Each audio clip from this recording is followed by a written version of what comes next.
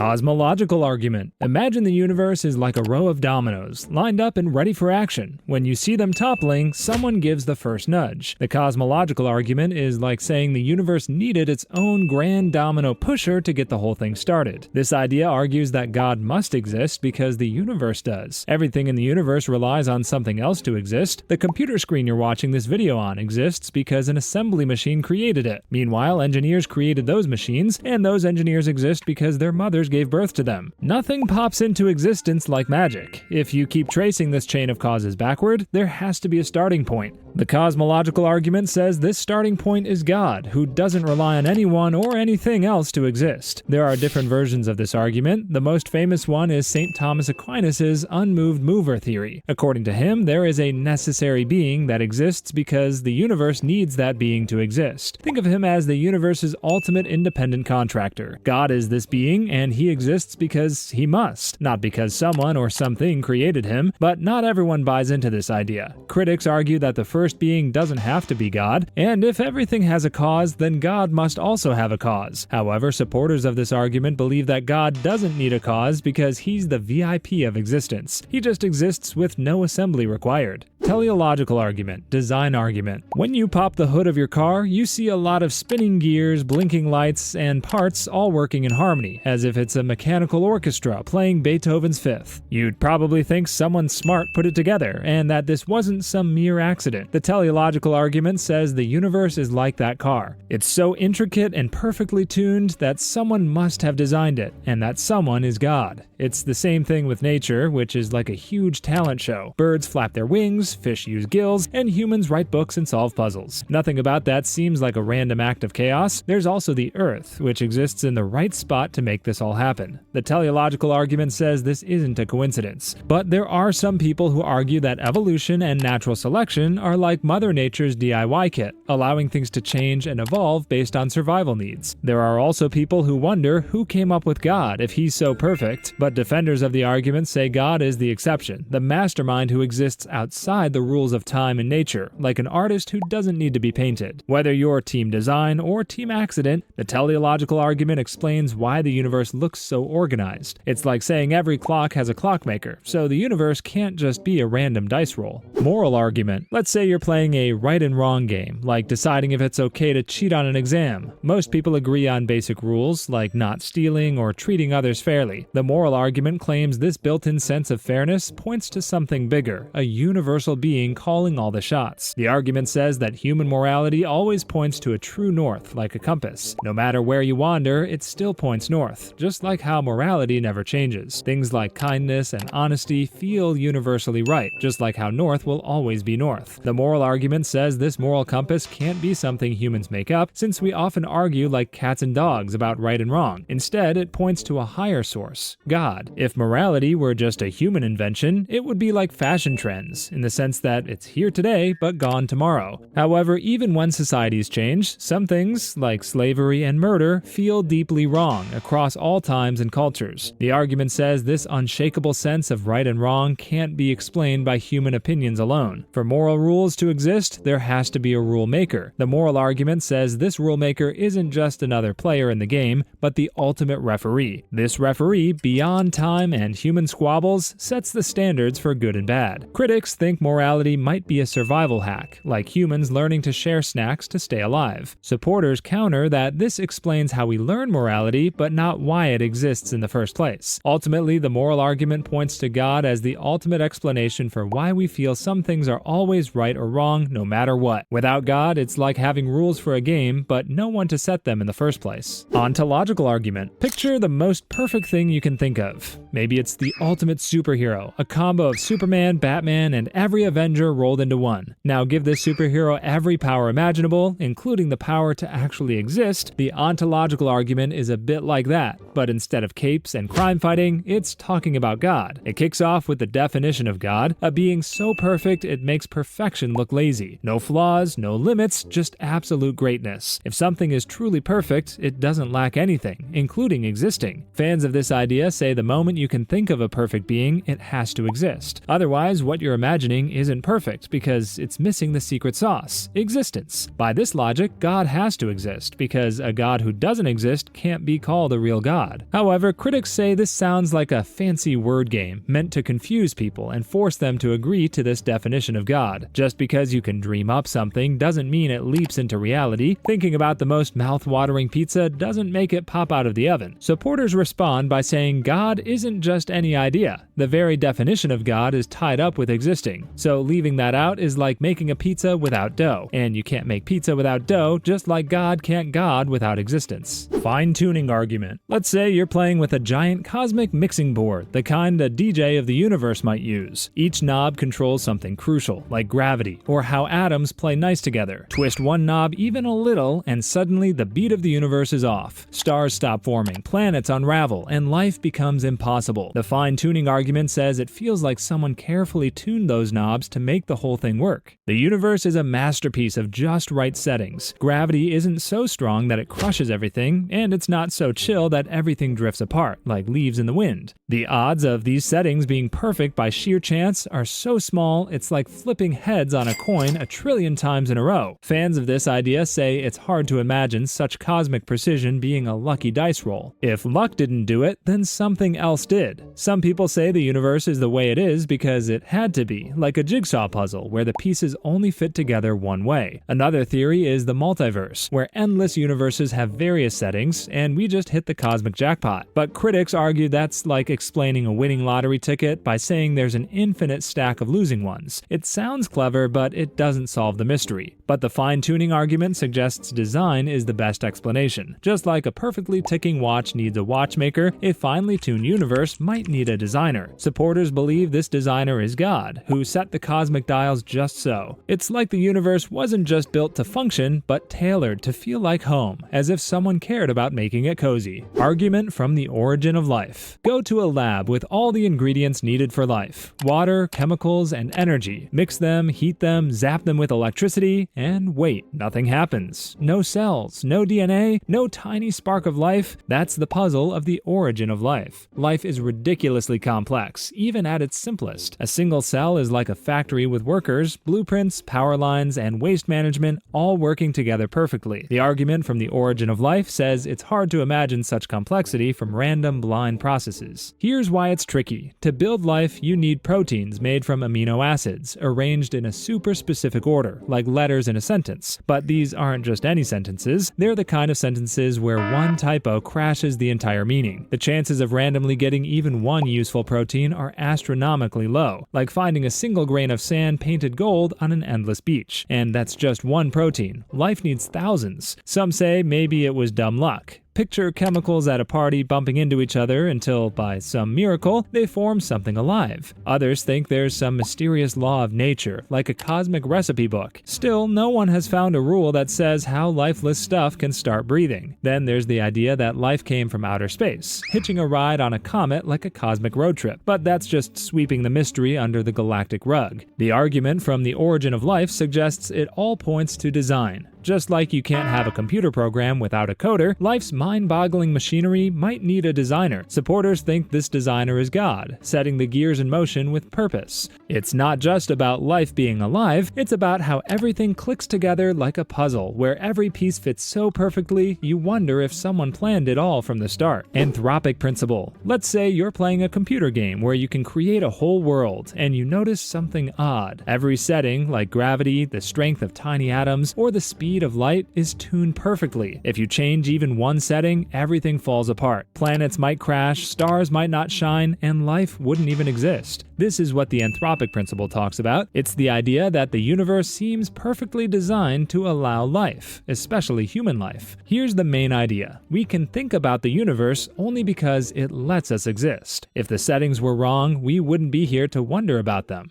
It's like standing on a strong bridge and asking why it hasn't collapsed. The answer is simple. If it wasn't strong, you wouldn't be standing on it. People who believe in this principle say it's not a coincidence we're here. They think this idea hints at something bigger. Believing believing the universe feels too perfect to be random. It's like walking into a fully stocked house with everything you need. You'd be left wondering if someone prepared all that for you. This leads to the idea that a designer, like God, may set things up so intelligent life could exist. The anthropic principle and fine-tuning are like two sides of the same cosmic coin. Fine-tuning looks at the universe and realizes everything seems perfectly set up for life, like Goldilocks finding the just right porridge. The anthropic principle, on the other hand, reminds us that we can only ask these questions because God allows us to exist and ask those questions. It's like saying the universe feels special to us because we're the ones living in it, not because it was necessarily designed just for us. Others think differently, saying there might be countless universes, most of them lifeless duds. We just hit the jackpot, living in the one universe where everything works. Or maybe there's some unknown rule forcing the universe to be this way, like a secret recipe we haven't figured out yet. These ideas try to explain the cosmic setup without calling in a designer. Argument from aesthetic experience. Walk into a local art gallery and it's like stepping into a storybook where every page is a masterpiece. One wall is so mesmerizing, it feels like the paintings are whispering secrets. The colors dance like they've been choreographed by nature itself. The argument from aesthetic experience says this feeling of awe is no random spark. It's a breadcrumb trail leading to something greater than biology, hinting at the hand of God. Beauty hits us like a lightning bolt in slow motion, whether it's a song that hits you in the right spot or a sunset that makes the sky look like it was painted. It speaks to us in a language no one taught. A piece of music might send shivers down your spine for reasons you can't explain. This argument claims that beauty isn't just the brain having a fireworks display, it's more like the universe sending us a postcard stamped with divine fingerprints. Some say humans just evolved to like pretty things, but evolution shouldn't care about the colors of a sunset or the soaring notes of a violin. A lion doesn't pause mid-hunt to admire the landscape, yet humans stop to soak in beauty that has no survival value. The argument from aesthetic experience suggests our strange habit might point to something more than our biology. Others think beauty is a cosmic accident, like nature accidentally doodling in the margins, but supporters of this argument say beauty feels too intentional for that. It's like the universe is humming a tune only some of us stop to hear. It feels crafted, as if someone wrote it all with love, instead of leaving it up to chance. Argument from desire. It's midnight and your stomach growls louder than a boss fight soundtrack. That empty feeling isn't just random chaos, it's your body's polite way of yelling that you need food, all because you skipped dinner to grind in World of Warcraft. Hunger exists because tacos and pizza exist to fill it, just like a puzzle exists because there's a missing piece. And the belief is that something divine and infinite fills that missing spot in us. Now zoom out to life itself. Humans often feel a pull toward meaning, like a magnet drawn to something big and shiny. It's not like wanting a slice of cake or a sip of soda, but it's just as real. It's like your heart has its own GPS, always rerouting towards something infinite and mysterious. The argument from desire says this deep yearning is like a road sign leading to something that can truly satisfy it. People try to fill it with money, success, or relationships, but it's like filling a bottomless cup with a leaky bucket. No matter what you pour in, the cup stays empty, as if it's searching for something that doesn't have a price tag. If every natural desire has something real to satisfy it, this infinite longing might mean there's something infinite out there. Supporters of the argument believe this points to God. Critics think it's just people dreaming too big, like wishing for a pet dragon. They argue humans invented God to explain the unexplainable. But fans of the argument see this longing as a built-in clue, like a treasure map scribbled on the heart. To them, it's like finding a trail of chocolate chips and knowing it must lead to the cookie. Argument from reason. Imagine you're building a robot to solve puzzles. For it to work, the robot's brain needs to follow clear rules. If A and B are true, then C must happen. But if the robot's brain glitches and says A plus B equals purple,